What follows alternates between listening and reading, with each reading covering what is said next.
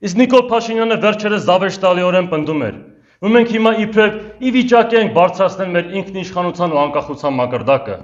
շարունակելով ասել, որ Հայաստանը դառնում է ավելի ու ավելի անկախ երկիր։ Սա ասում է այն նույն մարդը, ով մեր ազգին առավել քան երբևէ հիասթափեցրեց ու պառակտեց։ Սա ասում է այն նույն մարդը, ում կառավարման ժամանակ 44 օրյա դավադիր պատերազմի ընթացքում մեր բանակի մեջքին դանակ խրվեց։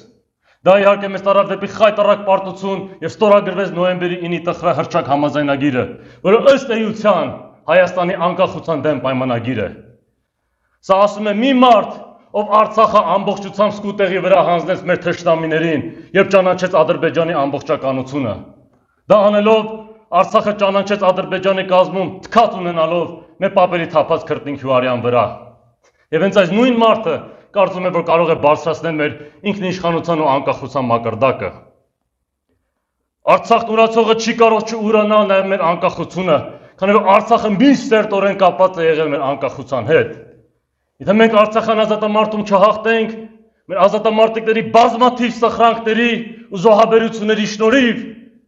մենք չենք կարողանա մեր անկախությունը ամրապնդել, նույնիսկ այս դե յուրե անկախությունը, որը մենք ձեռք բերեցինք 1990-ականների սկզբին։